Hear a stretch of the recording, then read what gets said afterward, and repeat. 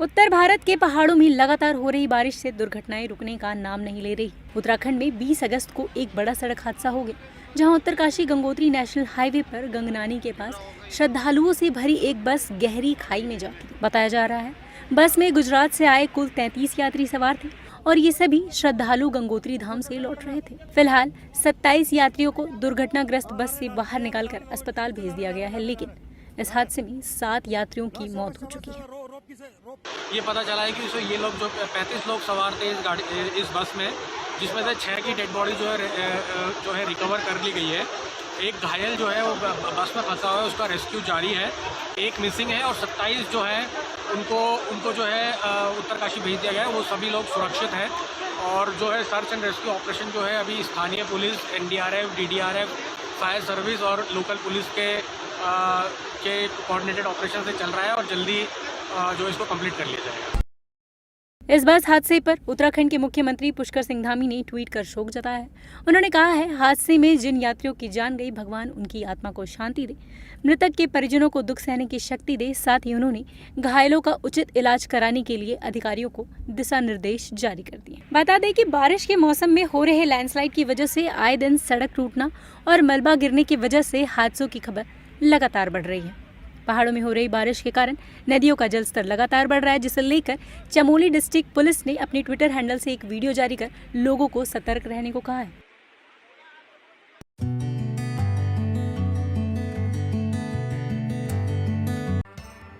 अमरनाथ यात्रियों के लिए एक बड़ी खबर है। इस साल की अमरनाथ यात्रा 23 अगस्त से अस्थायी रूप से निलंबित कर दी जाएगी। बता दें कि श्राइन बोर्ड के एक आधिकारिक बयान में ये बताया गया कि तीर्थ यात्रियों की संख्या में भारी कमी और ट्रैक बहाली के कामों के मद्देनजर 23 अगस्त से अमरनाथ यात्रा अस्थायी रूप से निलंबित कर दी जाएगी। इस साल के खराब मौसम और भारी बर्फबारी के कारण यात्रा की सड़कें थोड़ी क्षतिग्रस्त हो गई थी, जिस वजह से लोगों की आवाजाही में भी कमी देखने को मिल रही है। लिहाजा इसके लिए BRO यानी कि बॉर्डर रोड ऑर्गेनाइजेशन द्वारा संवेदनशील हिस्सों पर यात्रा ट्रैक के तत्काल मरम्मत और रखरखाव का काम जारी है, जिसके कारण दोनों ट्रैक पर तीर्थ यात्रियों की आवाजाही भी कम हो गई है। इसलिए यात्रा 23 अगस्त 2023 से दोनों मार्गों से अस्थायी रूप से निलंबित रहेगी। इसके अलावा बता दें कि छड़ी मुबारक 31 अगस्त को इस साल के यात्रा के समापन पर पारंपरिक पहलगाम मार्ग से आगे बढ़ेगी। 62 दिनों तक चलने वाला अमरनाथ यात्रा 1 जुलाई को शुरू और 31 अगस्त को छड़ी मुबारक के कार्यक्रमों के साथ समाप्त होगी। तो हम प्रातःकाल पिछले वर्ष भी यही परिस्थिति बनी थी। हम लगभग 5 बजे से पहले पवित्र गुफा में पहुंच गए। हमने तैयारी की और सूर्य की पहली किरण के साथ हमने वो पूजन प्रारंभ किया और उस पूजन करने के पश्चात 31 अगस्त को सायंकाल हम फिर पड़ाव होगा पंचतरनी। 1 सितंबर को हम पूजन और विसर्जन पहलगांव में लिद्दर नदी के किनारे करेंगे और उसके साथ ही इस वर्ष की जो छड़ी मुबारक स्वामी अमरनाथ जी की यात्रा है वो पूर्ण हो। ये यात्रा दोनों मार्गों अनंतनाग जिले के पहलगाम ट्रैक और गांदरबल जिले के बालटाल के साथ शुरू हुई। इस साल यात्रा में भारी भीड़ देखी गई और अब तक 4.4 लाख से ज्यादा तीर्थयात्री पवित्र अमरनाथ जी की तीर्थ दर्शन कर चुके हैं।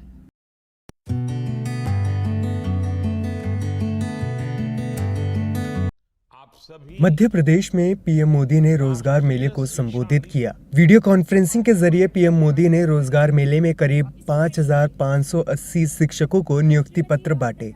इस दौरान पीएम मोदी ने कहा कि राष्ट्रीय चरित्र की भूमिका देश के विकास के लिए बेहद अहम है। इसमें NEP का बहुत बड़ा योगदान है। आप सभी राष्ट्रीय शिक्षा नीति को लागू करने में भी बड़ी भूमिका निभाने जा रहे हैं। विकसित भारत के संकल्प को सिद्ध करने की दिशा में राष्ट्रीय शिक्षा नीति का बहुत बड़ा योगदान है।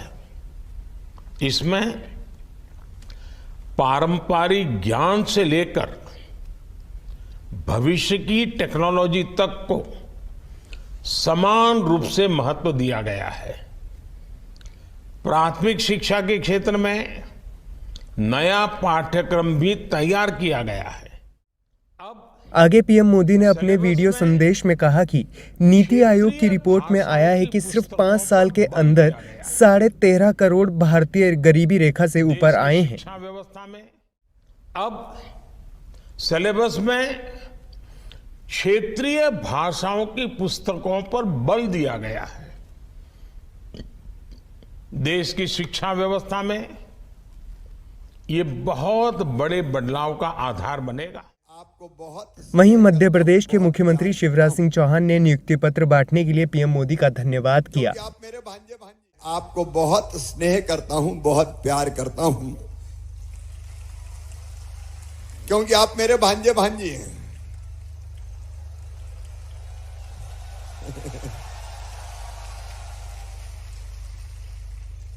और दूसरे मैं आपका बहुत आदर करता हूं, क्योंकि आप अब गुरु हैं, गुरु। साथ ही पीएम मोदी ने बताया कि देश के नागरिक टैक्स भरने के लिए आगे आ रहे हैं।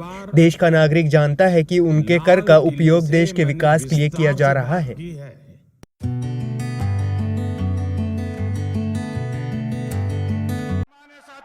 मध्य प्रदेश में आगामी विधानसभा चुनाव के मद्देनजर सभी राजनीतिक पार्टियां अपनी अपनी जीत का दावा ठोकने लगी हैं। लिहाजा मध्य प्रदेश में हर कोई एक दूसरे के ऊपर आरोप प्रत्यारोप लगा रहा है। इसी कड़ी में आम आदमी पार्टी ने मध्य प्रदेश की राजनीति में एंट्री लेते हुए बीजेपी सरकार को कोसा और कहा कि मामा पर भरोसा मत करना। साथ ही आम आदमी पार्टी ने 3 गारंटियों का जिक्र भी किया है और कहा कि अगर आम आदमी पार्टी की सरकार बनती है तो वो सबको रोजगार देंगे। जब तक रोजगार नहीं मिलता तब तक 3000 रुपए बेरोजगारी भत्ता देंगे। बिना सिफारिश, बिना रिश्वत, बिना पेपर लीक रोजगार मिलेगा। मामा ने अपने भांजे भांजियों को बहुत धोखा दिया है कि नहीं दिया है? अब उस पे भरोसा मत करना। आप सबको कहने आया हूं, आपका बेटा आ गया है, आपका भाई आ गया, आपका चाचा आ गया। मामा पे भरोसा मत करना, चाचा पे भरोसा करना। आपके बच्चों के लिए स्कूल भी बनवाऊंगा, अस्पताल भी बनवाऊंगा, आपके बच्चों के लिए रोजगार का भी इंतजाम करेंगे। आम आदमी पार्टी ने तो मध्य प्रदेश में रोजगार का मुद्दा पकड़ लिया है, तो वहीं बीजेपी ने जनसभा कर कांग्रेस पार्टी पर निशाना साधा और अमित शाह ने बताया कि बीजेपी सरकार ने 20 साल के शासन में मध्य प्रदेश को खुद से विकसित होने की नींव रखी है। लिहाजा मध्य प्रदेश अब आने वाले 25 सालों में देश का सबसे ज्यादा विकसित होने वाला राज्य होगा। मैं मानता हूं और मैं चाहता हूं कि दाएं बाएं भड़काए बगैर श्रीमान बंटाधार और कमलनाथ जी इन चीजों का स्पेसिफिक जवाब दें कि 2002 में आपने बजट का कुल आकार 23,100 करोड़ पर छोड़ा था। हमने इसको 3,14,000 करोड़ पर पहुंचाया है और ये वृद्धि का दर समग्र देश में दूसरे नंबर पर है। इसका जवाब कांग्रेसियों ने देना। तो उधर कांग्रेस ने अमित शाह पर पलटवार किया और कहा कि पिछले 20 साल में मध्य प्रदेश में आदिवासियों का कितना अपमान हुआ है, महिलाओं के प्रति अपराध बढ़ा है, लेकिन अमित शाह इन बातों पर कुछ नहीं बोले। 20 साल के शासन की जो दुर्व्यवहार है अमित शाह जी वो नहीं बता पाए। वो बार बार कमलनाथ जी और दिग्विजय सिंह जी को 20 साल पहले जिनका शासन था उनको कोसते हुए, उनको गालियां देते हुए, उन पर आरोप लगाते हुए अलग अलग बातें कही।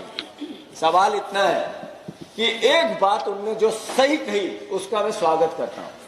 उन्होंने कहा कि हमारा मुख्यमंत्री इस लायक नहीं है कि हम उसके चेहरे पे चुनाव लड़ सकें।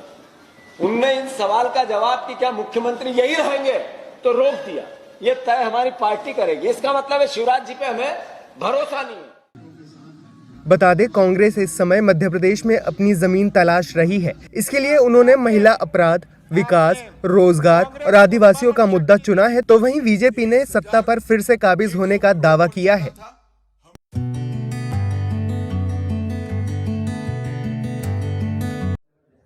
यूपी के वाराणसी में उस वक्त हड़कंप मच गया जब 2 बदमाशों ने एक फ्लैट में मां और बेटी को चाकू की नोक पर बंधक बना लिया और 10 लाख रुपए की रंगदारी मांगने लगे। लेकिन पुलिस की सूझबूझ और बहादुरी से एक बड़ा हादसा होते होते टल गया। ये पूरी घटना वाराणसी के चांदमारी के वीडीए कॉलोनी का है, जहां 20 अगस्त की दोपहर को जब 2.5 साल की एक बच्ची को पहले किडनैप कर भागने की कोशिश करने लगे, लेकिन उसकी मां के चिल्लाने की वजह से दोनों बदमाश घर के अंदर ही दोनों मां बेटी को बंधक बनाकर पैसे की मांग करने लगे। और जब इन सब की खबर स्थानीयों को मिली तो उन्होंने पुलिस को इस घटना की सूचना दे दी। तत्काल डीसीपी अमित कुमार ने 3 थानों की पुलिस फोर्स के साथ मोर्चा संभाला और एक प्लान तैयार कर मां और बेटी को बदमाशों के चंगुल से आजाद करा लिया। साथ ही बदमाशों को गिरफ्तार भी कर लिया है। और टीम को मोबिलाइज किया। जब पूरी टीम आ गई तब तक इन लोगों ने बच्ची और माँ को लेकर एक कमरे के अंदर घुस के कमरा बंद कर दिया था। तो इनको किसी बहाने से खुलवाया गया। पुलिस के अपने सीनियर ऑफिसर्स ने उनको चाय पानी और बातचीत के बहाने उसको खुलवाया गया और जैसे ही दरवाज़ा खोला अतुल के नेतृत्व में पूरी टीम जो पहले से पोजीशन में थी उन्होंने रेड करके दोनों को पकड़ लिया। इनको तत्काल यहाँ से थाने पर भेज दिया गया और कार्रवाई की जा रही है। इस मामले में डीसीपी वाराणसी जोन ने ट्वीट कर लिखा है, कमिश्नर वाराणसी पुलिस द्वारा अदम्य साहस का परिचय देते हुए फिरौती हेतु बंधक बनाए गए मां बेटी को सकुशल मुक्त कराया गया है। वहीं दोनों बदमाशों को मौके से गिरफ्तार कर लिया गया है। कब्जे से घटना के प्रयुक्त चाकू भी बरामद कर लिया गया है। वहीं पीड़ित सोनी, जो कि बच्ची की मां है, उन्होंने इस घटना के बारे में खुद क्या बताया है, आइए सुनते हैं।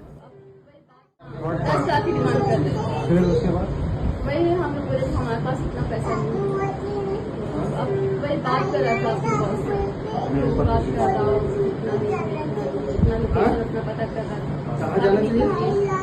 ये सब बात कर रहा था। आप करीब कितनी बच्ची का कितने देर तक थी अंदर?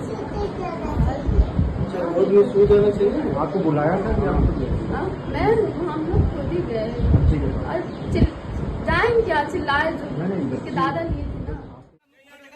बताया जा रहा है कि पकड़े गए दोनों बदमाशों की उम्र 20 से 21 साल के करीब है। उन्होंने 3 दिन पहले भी बच्ची को किडनैप करने के लिए रेकी की थी, लेकिन तब कामयाब नहीं हो सके थे। हालांकि इस बार वे पुलिस के हत्थे चढ़ गए हैं। फिलहाल उन्हें गिरफ्तार कर लिया गया है। Subscribe now and press the bell icon. Never miss an update.